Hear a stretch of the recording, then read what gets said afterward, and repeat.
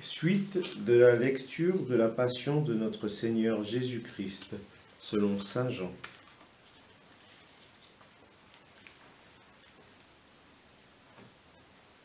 Ils se saisirent de Jésus, et lui-même, portant sa croix, sortit en direction du lieu dit le crâne,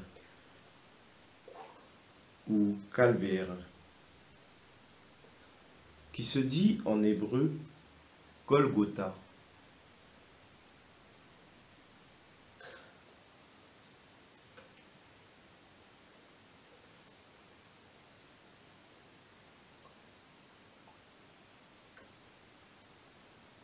C'est là qu'ils le crucifièrent, et deux autres avec lui, un de chaque côté et Jésus au milieu. Pilate avait rédigé un écriteau qui fit placer sur la croix.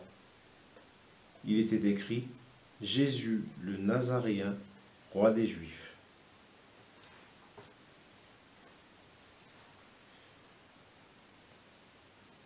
Beaucoup de Juifs lurent cet écriteau, parce que l'endroit où on avait crucifié Jésus était proche de la ville, et que c'était écrit en hébreu, en latin et en grec.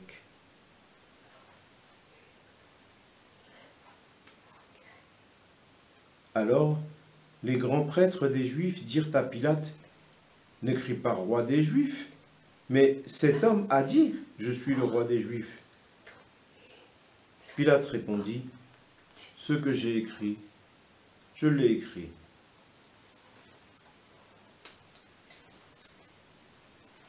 Quand les soldats eurent crucifié Jésus, ils prirent ses habits. Ils en firent 4 parts, une pour chaque soldat. Ils prirent aussi la tunique. C'était une tunique sans couture, tissée tout d'une pièce de haut en bas. Alors ils se dirent entre eux, « Ne la déchirons pas, désignons par le sort celui qui l'aura. » Ainsi s'accomplit la parole de l'Écriture. Ils se sont partagés mes habits. Ils ont tiré au sort mon vêtement. C'est bien ce que firent les soldats. Or, près de la croix de Jésus se tenait sa mère et la sœur de sa mère, Marie, femme de Cléophas, et Marie-Madeleine.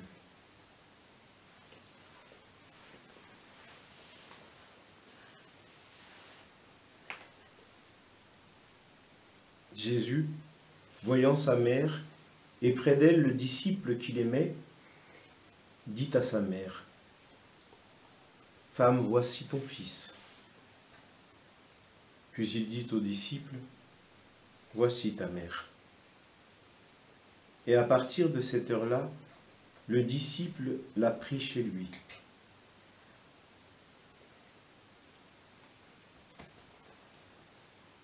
Après cela, sachant que tout désormais était achevé pour que l'Écriture s'accomplisse jusqu'au bout, Jésus dit, « J'ai soif. » Il y avait là un récipient plein de boissons vinaigrées. On fixa donc une éponge remplie de ce vinaigre à une branche d'hysope et on l'approcha de sa bouche. Quand il eut pris le vinaigre, Jésus dit, « Tout est accompli. » Puis il inclina la tête et remit l'esprit.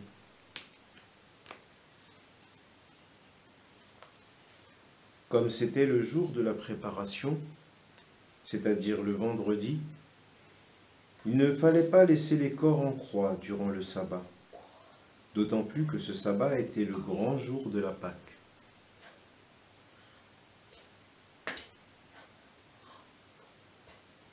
Ainsi, les Juifs demandèrent à Pilate qu'on enlève le corps après leur avoir brisé les jambes.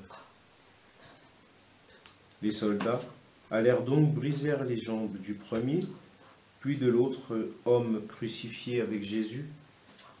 Quand ils arrivèrent à Jésus, voyant qu'il était déjà mort, ils ne lui brisèrent pas les jambes.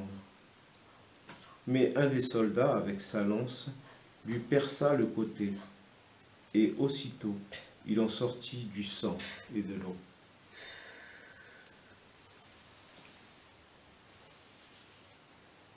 Celui qui a vu rend témoignage, et son témoignage est véridique. Et celui-là sait qu'il dit vrai afin que vous aussi, vous croyez. Cela, en effet, arriva pour que s'accomplisse l'Écriture. Aucun de ces os ne sera brisé. Un autre passage de l'Écriture dit encore, « Ils lèveront les yeux vers celui qu'ils ont transpercé. »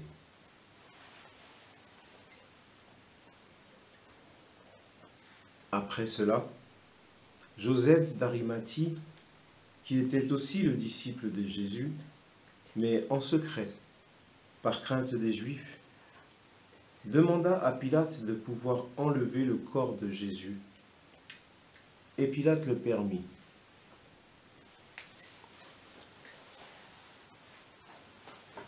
Joseph vint donc enlever le corps de Jésus. Nicodème, celui qui au début était venu trouver Jésus pendant la nuit, vint lui aussi. Il apportait un mélange de myrrhe et d'aloé, pesant environ 100 livres.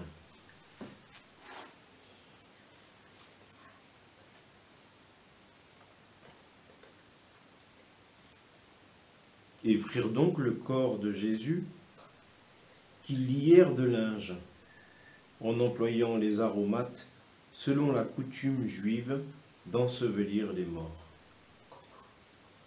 À l'endroit où Jésus avait été crucifié, il y avait un jardin, et dans ce jardin, un tombeau neuf, dans lequel on n'avait encore disposé personne. À cause de la préparation de la Pâque juive, et comme ce tombeau était proche, c'est là qu'ils déposèrent Jésus.